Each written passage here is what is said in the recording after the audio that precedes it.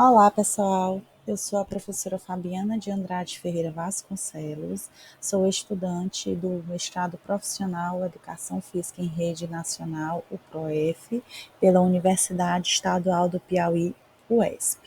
Então, como finalização da disciplina D01, Problemáticas da Educação Física, eu montei, eu confeccionei aqui um mapa mental que, na minha perspectiva, eu consiga conectar aí todos os temas que foram tratados na disciplina, procurando tanto reconhecer essas semelhanças, quanto também as diferenças, que estão aí na base dessas problemáticas que são enfrentadas por mim, por nós, professores da disciplina de Educação Física na escola.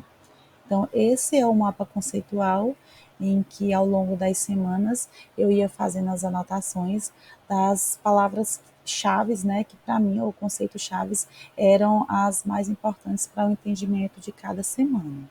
Então, a primeira semana, a gente trabalhou o texto Educação Física Escolar, entre o rola-bola e a renovação pedagógica, do professor Fernando Jaime Gonzalez. E aí as palavras, conceitos-chave que eu escolhi foram aula rola-bola, diversidade das práticas pedagógicas, atuações docentes, práticas tradicionais, professor não intervém e exclusão.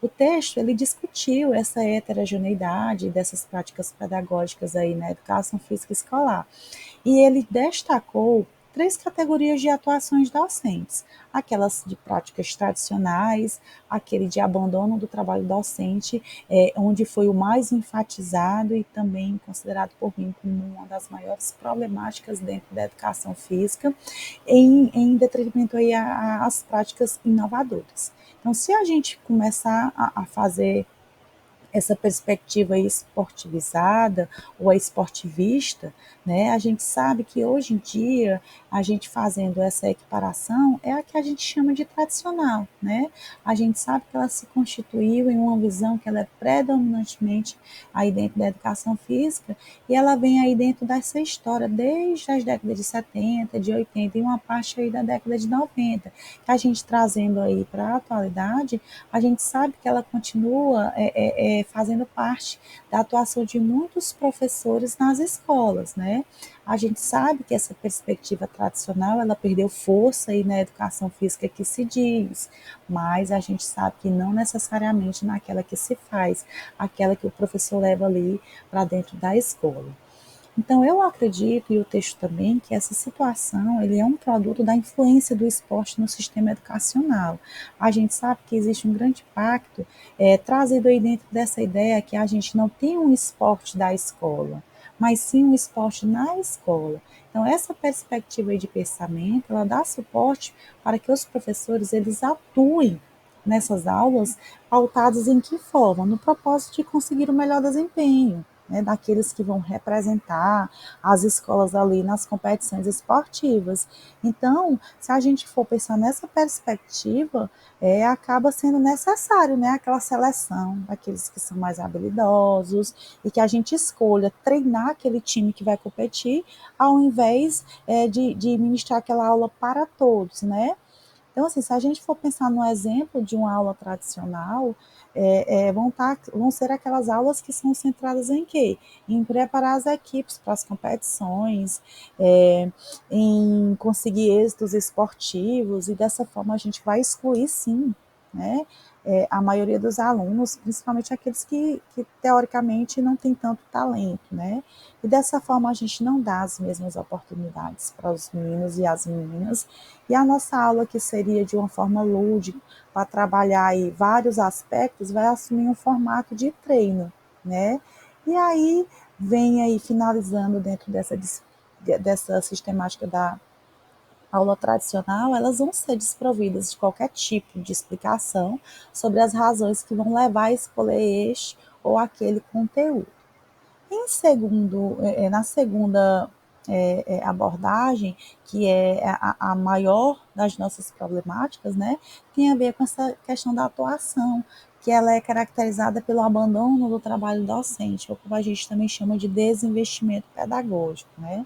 Já que a gente sabe que aquele professor que abandona, né, o trabalho docente, então frequentemente ele não vai refletir, ele vai ter essa dificuldade de refletir, ele vai aceitar aquele status quo da disciplina, que vai priorizar agradar os alunos, que é a prática pela prática, é o aluno que vai escolher aquela atividade que vai realizar, né? Que geralmente vão ser o quê? Os meninos vão lá jogar bola e as meninas vão lá voleibol, queimado, ou então, até trazendo para a nossa realidade, muitos vão querer ficar só mexendo no celular, só conversando, muitas vezes até com o próprio professor, né?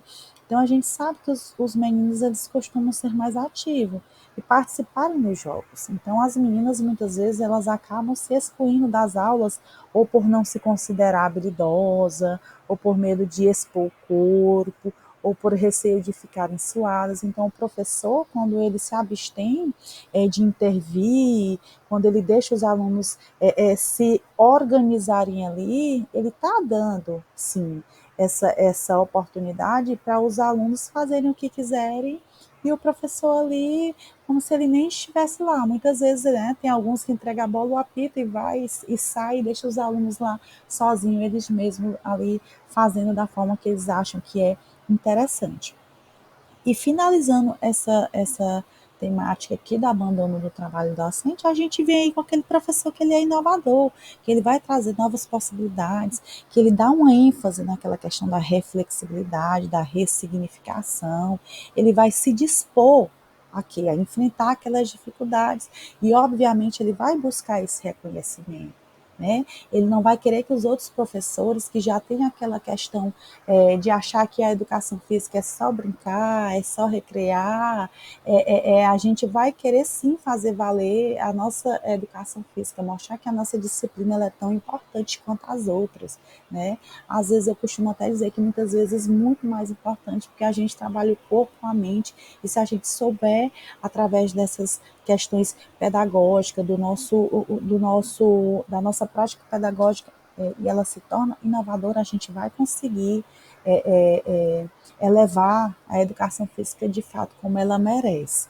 Na segunda semana, a gente viu aí o texto relação entre ensinar a fazer e ensinar sobre o fazer na educação física escolar, da Soraya Cristina Darido, onde eu também elenquei aí para mim as palavras ou conceitos chaves: ensinar a fazer, ensinar sobre o fazer, teoria versus prática, equilíbrio das vivências, professores inovadores e práticas diversificadas. Então, se a gente faz uma conexão com o abandono no trabalho docente, é esse professor que a gente não quer ser, né?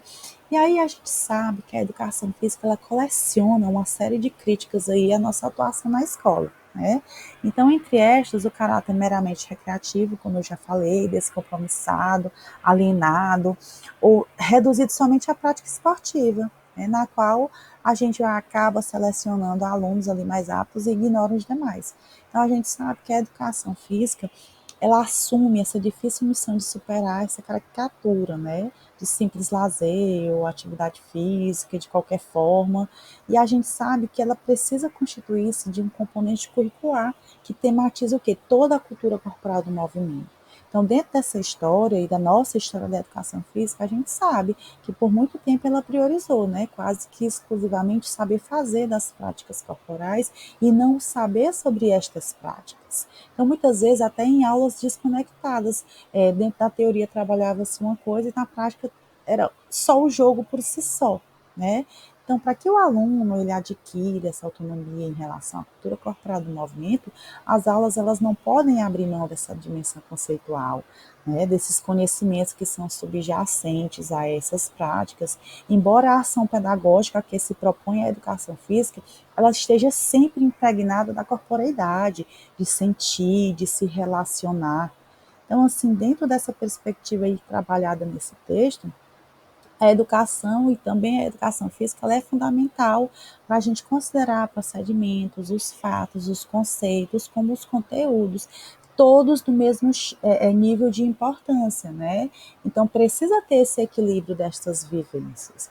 Então a gente não, o papel da educação física, ela tem que ultrapassar essa questão de ensinar, que não deve se só ensinar esportes. A gente tem muitas outras aí temáticas, como ginástica, dança, lutas, então, assim, práticas corporais de aventura, né, que surgiu agora aí com a BNCC, a gente sabe que todos eles têm seus fundamentos, suas técnicas aí dentro dessa dimensão procedimental, mas ela não pode estar separada da conceitual e nem da atitudinal, né?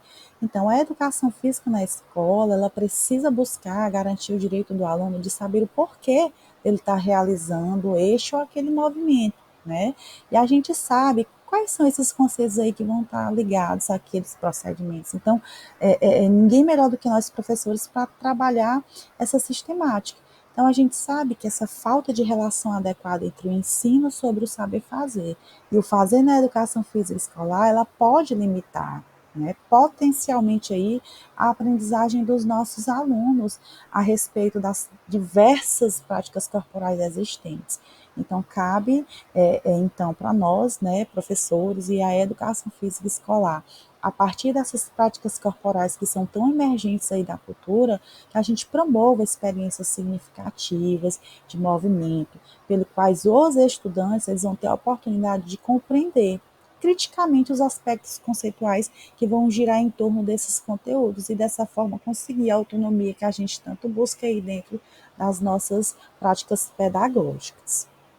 Na terceira semana, pessoal, a gente trabalhou o texto Educação Física como componente curricular da educação básica, aspectos legais, de Fernanda Moreto Impolseto e de Soraya Cristina Darido.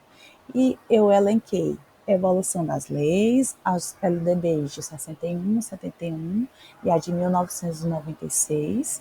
Trouxe um pouquinho da lei número 10.793/2003, o seu impacto legal, a questão da obrigatoriedade da disciplina, as dispensas e autonomia, a obrigatoriedade e a facultabilidade. Então, a gente sabe que hoje em dia a educação física ela é componente curricular obrigatório da educação básica, mas a gente também sabe que nem sempre a disciplina ela teve essa condição. Então, dentro da história, que eu nem vou abordar muito aqui, a gente sabe que teve o parecer, né, lá de Rui Barbosa, trazendo essa questão do quanto a ginástica, que naquele tempo era considerada educação física, ela era interessante ali dentro das escolas. E aí já começou a mudar um pouquinho do pensamento. A gente fazendo esse salto aí entre esses tratados e esses pareceres, a gente vê aí, em 1961, com a primeira lei de diretrizes e bases da educação, né? Dentro aí do artigo 22, da lei número 4.024/61, a prática da educação física ela era obrigatória nos cursos primários e nos médios até os alunos com idade até 18 anos. Né? Então, tinha uma delimitação aí. 10 anos depois, em 1971, ocorreu uma reforma educacional. E aí houve essa mudança, né? Para ensino, agora saiu o grau primário e médio e passou-se a chamar primeiro e segundo grau. Né? Então, em relação à educação física, que está ali no artigo 7º dessa lei número 5.692, de 11 de agosto de 1971, ele deixou de fazer referência ao quê? Ao limite da idade de obrigatoriedade da prática. Então, ele tornou-se obrigatório em todos os níveis de ensino, independente da idade, só que ele trouxe algumas facultabilidades ao aluno, que tivesse algumas condições, como, por exemplo, trabalhasse mais de 6 horas por dia e estudasse à noite, tivesse mais de 30 anos de idade, prestasse serviço militar, fosse fisicamente incapacitado. Então, houve algumas mudanças, mas também trouxe essa facultabilidade aí, tá? Então, continuando ainda dentro do ano de 71, teve o decreto, né, número 69.450, que atribuiu uma nova regulamentação aí, que foi específica para a educação física. Então, aí foi acrescentado aí a atividade, né? E aí, existe aí uma crítica em relação a essa atividade, porque, mais uma vez, remeteu à ideia de que a educação física ela estava relacionada ao quê? Simplesmente a um fazer prático, né? Que não precisava aí de uma reflexão teórica. Continuando dentro dessa linha do tempo aí, em 1977, por meio da lei número 6.503, mais duas alíneas elas foram incorporadas à lei. E aí elas facultaram a prática de as aulas de educação física a mais duas situações. Aquele aluno de pós-graduação e a mulher com prole, né? E aí juntando-se as outras que já estavam aí dentro dessa facultabilidade. Chegando ao ano de 1996, então a gente já teve uma mudança aí dentro dessa LDB, dessa Lei de Diretrizes e Bases.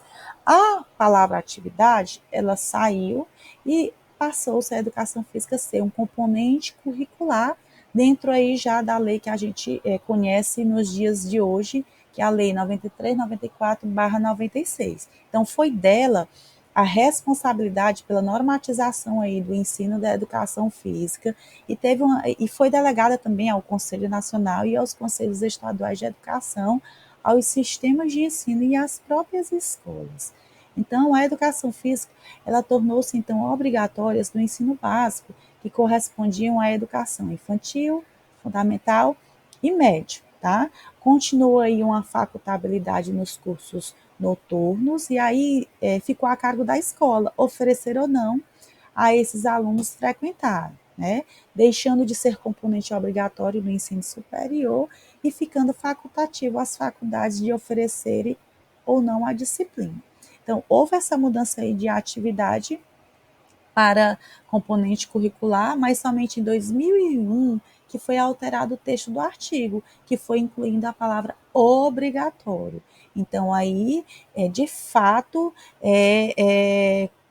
passou a ser realmente, nem passou a ser, reforçou, de fato, a questão da exigência legal da educação física aí, tanto na educação infantil, no ensino fundamental e no ensino médio. Mesmo a gente sabendo que na educação infantil não tem a obrigatoriedade de ser um profissional de educação física, não desmerecendo a classe, mas eu acredito que seria muito importante que fosse um profissional de educação física, tá? E aí, a gente vem para a lei número 10.793/2003, que o texto ele traz até uma pergunta: é um avanço ou um retrocesso, né? Porque a gente sabe que a educação física ela é integrada ali à proposta pedagógica da escola, ela é componente curricular obrigatório da educação básica, só que ela continua sendo facultada a alguns alunos, só que agora não mais somente os que estudavam no noturno, a qualquer aluno que enquadrasse dentro de algumas situações, independente de qual turno ele iria estudar. Então, continuamos. Aquele aluno que cumpria com jornada de trabalho igual ou superior a 6 horas, que fosse maior de 30 anos de idade, que estivesse prestando serviço militar inicial ou em alguma situação similar, né, da prática da educação física, e que tinha um prole. Então, como eu falei, não era mais facultada só quem estava no ensino noturno, mas a todos aqueles que se enquadrassem aí nessas condições. Então, quando a gente começa a pensar aí, a facultabilidade, ela estendeu-se, né, a todos os alunos, independente do período. E aí a gente deve considerar também alguns fatores que são determinantes para essa cristalização aí dessa cultura das dispensas. E eu trago aqui alguns pontos para a gente refletir, né? Seriam o quê? Aquelas aulas que são fora do período das outras disciplinas, critérios e controle para a cristalização das dispensas aí que eu acho muito frágil. Muitas vezes o aluno só diz ou a mãe diz, mas não tem nenhum embasamento ali dentro da lei para que a gente realmente dispense aquele aluno. A questão da inexistência de notas, muitas vezes aquele aluno que ele é dispensado, ele não faz nem avaliação. E essa questão da propagação mesmo da cultura, que é repassada entre os alunos, que as dispensas são comuns, que a educação física não é importante. Então, eu achei muito interessante porque estudo ele destacou a importância da gente garantir o acesso para todos os alunos aos conteúdos da disciplina. Né? Muitas vezes, se ele não pode fazer a prática, mas que dentro da teoria ele promova uma abordagem inclusiva e democrática no ambiente escolar.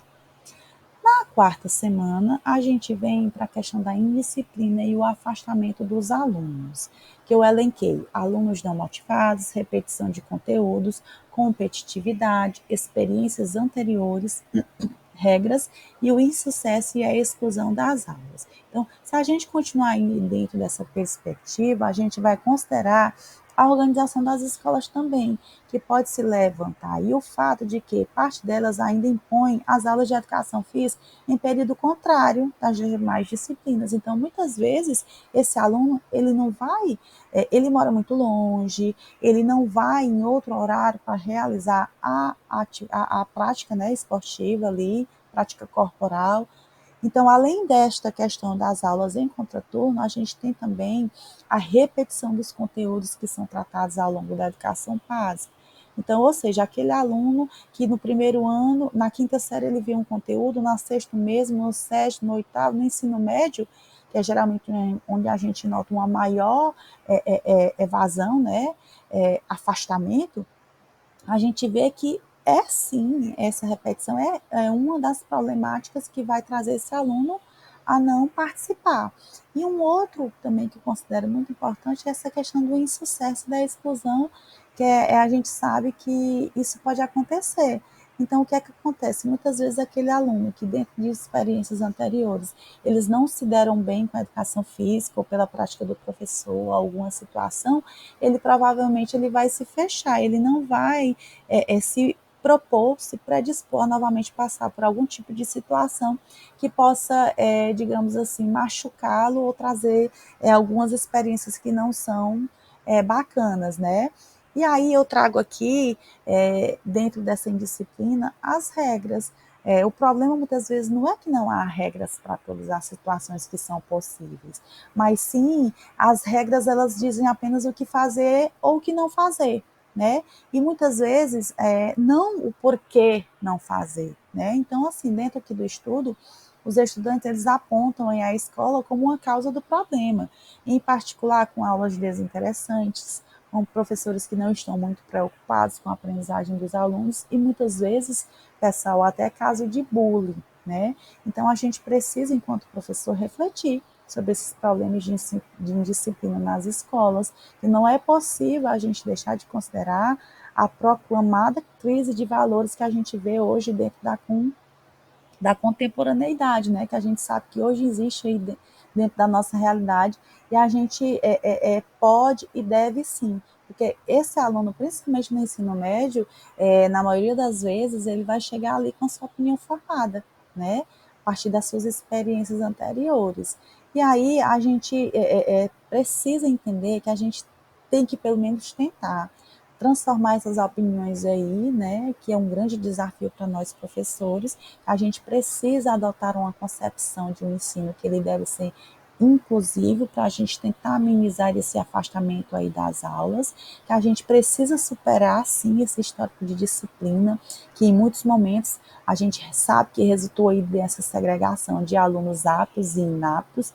Então, o texto ele traz uma reflexão muito importante, porque ele nos faz refletir que a educação física na escola ela deve oferecer o quê? Oportunidades para que todos os alunos eles tenham acesso a esse conhecimento da cultura corporal do movimento como um conjunto articulado de saberes que vão ser super necessários aí na formação do aluno enquanto cidadão. Como tema 5, a gente traz aqui as inquietações no tratamento do esporte na educação física escolar, de André Luiz Rudieno Barroso. E aqui trata-se o quê? Da hegemonia do esporte como uma temática principal nas aulas, né? Então, o esporte ele vai ser o conteúdo hegemônico, vai ter a exclusão dos menos habilidosos, vai ter as competições e o trabalho de competições e de técnica aí, mas a gente precisa entender que precisamos de abordagens renovadoras, saberes conceituais e atitudinais, e aquele famoso quarteto fantástico que todo professor de educação física já ouviu falar, né? Então, assim, o principal questionamento desse tema é que pode ser atribuído a esse período é o fato do esporte ele se apresentar como o quê? Uma atividade com fim em si mesma.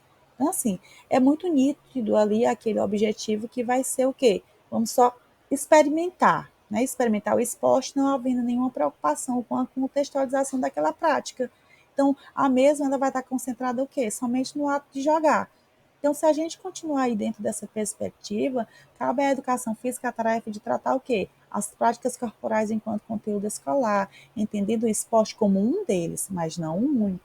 Pois a gente, como eu já falei nos outros, fazendo essa conexão, a gente tem uma infinidade de conteúdos que a gente vai trabalhar, ginástica, luta, práticas corporais, ou seja, é um universo gigantesco de conhecimento do qual o componente ele é responsável. A gente sabe que, infelizmente ou felizmente, tem essa preparação das equipes, tem as competições, que existe essa roupagem aí, mas que ele não deve ser o único, porque a gente sabe que quando a gente trabalha dentro dessa perspectiva, o objetivo vai ser ali, detectar aquele talento, a gente vai privilegiar aqueles que têm maior facilidade ali na aprendizagem das modalidades esportivas. Então, a gente valoriza, acaba valorizando uma pequena parcela dos alunos, e aí, em segundo plano, fica aquele o quê? Aqueles que têm dificuldade na aprendizagem da prática dos esportes. E aí, voltando aí, vai ter uma ligação com essa questão do afastamento dos alunos, né? Então, dentro dessa cultura corporal do movimento, como referência da educação física escolar, a gente precisa defender a ideia de que o tratamento do conteúdo esporte ele deve ultrapassar os limites do ensinar a fazer, sendo determinante também o ensinar sobre fazer. Da mesma forma, eu saliento aqui a importância dos aspectos que vão estar ali relacionados aos valores e às atitudes dos alunos perante o esporte, né? E das demais práticas corporais, como até sugeriu ali Gonzalez e Bracht em 2012. Então, através do quê? Aquela categorização de saberes corporais, conceituais e atitudinais, ok? Na terceira semana, perdão, na sexta semana, a gente vem para uma outra sistemática que até finaliza aqui a questão da esportivização, que fala que o seguinte, que as aulas elas precisam ser tematizadas, que a gente precisa favorecer ao aluno a aquisição de saberes corporais conceituais, procurando atribuir um maior significado ao esporte como conteúdo da educação física escolar, saindo das barreiras aí da competição. Na penúltima semana, a gente viu a questão de gênero, que foi através do texto Educação Física Escolar e a questão de gênero, de Osmar Moreira de Souza Júnior. E aí, ele trouxe várias reflexões, e eu elenquei aqui aulas mistas, fator biológico, equidade de gênero, reflexão, identidade de gênero, respeito mútuo e inclusão. Então, pessoal, a gente sabe que a gente precisa promover essas reflexões a respeito das questões de gênero nas aulas de educação física escolar e dessas implicações aí dentro dessas questões nos processos do ensino e da aprendizagem. A gente precisa discutir alternativas didáticas que proporcionem o quê? O enfrentamento desses dilemas, né, que a gente sabe que existe dentro da nossa realidade. Então, a gente precisa, a priori, entender gênero, sexo e orientação sexual são categorias distintas. E aí, a gente precisa trabalhar isso com os nossos alunos para demandar aí uma compreensão, para que eles possam, de fato, incluir de forma consciente, né? E aí traz uma primeira problemática dentro dessa questão é a composição das turmas mistas. A gente sabe que tem muitos professores que se negam a trabalhar de forma mista, né? Dentro dessa prática de separar meninas e meninas, apesar da lei, fala da LDB, né? Ele até traz que as turmas para serem formadas, uma indicação, né, de meninos e meninas. A gente sabe que não é uma prática consensual, né? E também é uma maior problemática que vai lá pelo fundamental, porque se vocês observarem no ensino infantil, as aulas elas são mistas, né? Os alunos eles fazem ali as aulas de forma mista. E aí a gente sabe que chegando no ensino fundamental e no médio existem algumas diferenças biológicas que a gente não pode negar, mas também existem diferenças socioculturais que precisam ser evidenciadas e que podem ser o quê? Reconfiguradas aí na medida que essas experiências elas são ofertadas entre meninos e meninas. Então, muitas vezes, quando eu segrego, quando eu separo, são situações que elas não vão aparecer dentro da aula, então eu não tenho como tematizar. Como é que eu vou conseguir que aquele aluno ele protagonize uma construção de uma identidade se eles estão sendo separados já aí nas aulas de educação física, né? Então, assim como o texto, né, fala em oferecer oportunidades para as meninos e meninas se respeitarem ali dentro dos seus limites e das suas potencialidades de todos e de todas, eu também defendo que essa questão das aulas de educação física mistas são uma ferramenta política, né, que pode possibilitar nós professores e aos alunos este reconhecimento e a valorização das diferenças intra e entre os sexos. E esse diálogo, né, que vai fomentar um redimensionamento aí nessas relações de gênero, é de suma importância para que a gente possa promover o quê? O convívio entre meninos e meninas nas aulas, buscando um ambiente de respeito mútuo, de solidariedade, onde as diferenças físicas não limitem a participação efetiva ali dos nossos alunos. E finalizando, a gente viu um capítulo, né, do livro de Paulo Freire, Pedagogia do Oprimido, onde ele trabalhou nesse capítulo a dialogicidade, que é uma essência da educação como prática da liberdade, e a significação conscientizadora da investigação dos temas geradores. E aí já elenquei dialogicidade na educação, praxis pedagógica, pensamento crítico, metodologias, análise da realidade e assuntos do cotidiano. Então, pessoal, esse texto ele discutiu o que? A importância dessa dialogicidade na educação. Ele destacou a essência do diálogo como uma ação e reflexão o quê? Solidária. Que a palavra verdadeira ela é vista como o quê? Como praxis transformadora no mundo, enquanto a palavra inautêntica ela leva à alienação. Um ponto importante aí é que o diálogo ele é essencialmente um encontro de sujeitos que estão comprometidos com a transformação e a humanização do mundo, que ele precisa ser fundamentado no amor, na humildade, na fé nos homens e, obviamente, no pensar crítico. Então, o texto ele abordou aí relações entre homens e o mundo, destacou a importância de compreender a situação existencial e, obviamente, concreta das pessoas dentro aí para organizar o conteúdo programático da educação e da ação política, né? A necessidade da gente de dialogar com o povo sobre as visões do mundo, evitando imposições e alienação. Trazendo aí homens conscientes de sua atividade e do mundo, transformando e recriando a realidade por meio da praxis. Dentro dessa sistemática aí dos temas geradores e essa dialogicidade, essa investigação ela vem através de uma metodologia que enfatiza o quê? A importância da consciência crítica e da compreensão da totalidade da análise do quê? Da nossa realidade, que é a que a gente vive, né? E aí os temas geradores, eles vão surgir de quê? Das relações entre os homens e o mundo. Dessa forma, a gente vai conseguir refletir as percepções e as aspirações. A metodologia ela deve exigir o quê? A participação ativa dos sujeitos da pesquisa, buscando uma apropriação e uma compreensão da temática significativa. Então, dentro desse processo aí, envolve o quê? Uma constante reflexão sobre a percepção da realidade e a transformação na compreensão dos temas ao longo da investigação.